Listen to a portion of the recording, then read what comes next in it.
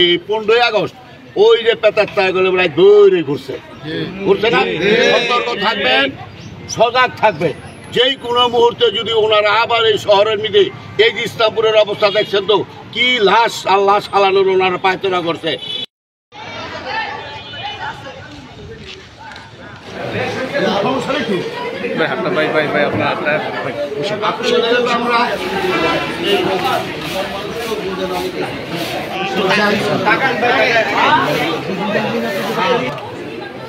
পরিচ্ছন্নতার মাটি ইমানের অঙ্গ। আমরা যদি ইমানের অঙ্গ রক্ষা করতে পারি, আশা করি সুন্দরভাবে পরিচালনা করলে এই মুন্সিগঞ্জ শহর অবশ্যই পরিষ্কার হবে। সম্মিলিতভাবে ছাত্র এবং অঙ্গ সংগঠন সহ 81তম জন্মবার্ষিকী উপলক্ষে আমরা এই পদক্ষেপ নিয়েছি। আপনারা সবাই জানেন, আপনারা সবাই দোয়া করবেন যে উনি অসুস্থ যেহেতু তাড়াতাড়ি শীঘ্রই ভালো হয়ে সুন্দরভাবে বাংলাদেশ জাতীয়তাবাদী দল যে রাজনীতি আবার ফিরে আসে তার নেতৃত্বে যে আমরা চলতে পারি এবং তারেক রহমানের নেতৃত্বে আমরা আছি। ইনশাল্লাহ সবাই এই মুন্সিগঞ্জ শহরে যারাই আপনারা বিএনপি করেন সবাই তার নেতৃত্বেই থাকবেন। ইনশাল্লাহ আমাদের নিজেদের ঐক্যবদ্ধ থাকবো, আমাদের যেন কেউ কোনো ফাটল ধরতে পারে না।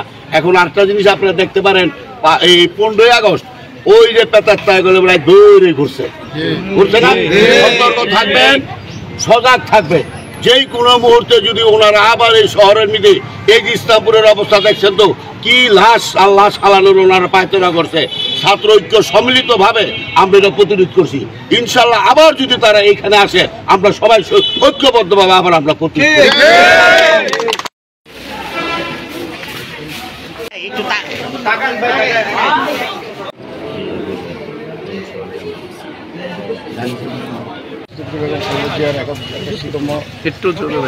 উপলক্ষে আমরা হসপিটালের নানাবিধ জায়গায় পরিষ্কার পরিচ্ছন্ন করে দিচ্ছি এবং হচ্ছে আমরা মিলাদ দোয়া মাহফিল করে এবং যাতে সুস্থতা কামনা করি। ছিল মুন্সিগঞ্জ সদর হসপিটালের ভিতরে অনেক ময়লা আবর্জনা, ডাবের খোসা, ইভেন বাগানও হচ্ছিল, পরিষ্কার করা হয় না। এগুলো দায়িত্ব আমরা নিয়েছি।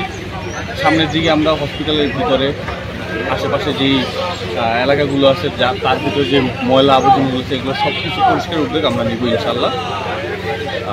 আমরা চাই বাংলাদেশ পরিষ্কার পরিচ্ছন্ন থাকে, আমাদের মুন্সিগঞ্জ বিশেষ করে।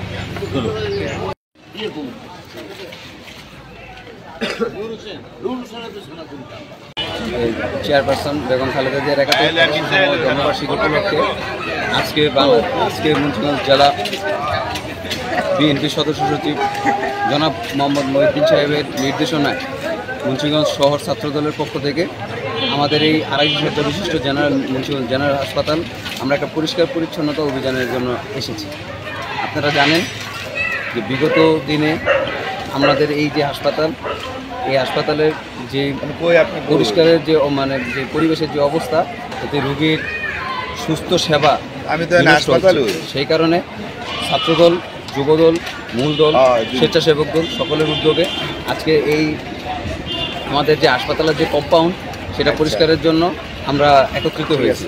আপনারা এটাও জানেন যে বাংলাদেশ জাতীয়তাবাদী দল জনগণের দল, বাংলাদেশ জাতীয়তাবাদী দল গণতন্ত্রের দল, বাংলাদেশ জাতীয়তাবাদী দল উন্নয়নের দল।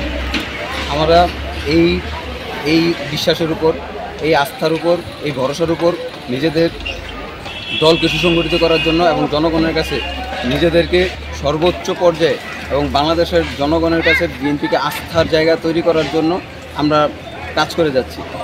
আপনারা জানেন যে বিগত 17 বছরে যেই স্বৈরাচারী শাসনামল, এই শাসনামলে বাংলাদেশের কোনো প্রতিষ্ঠানই কোনোভাবে উন্নয়নের ছোঁয়া পায়নি।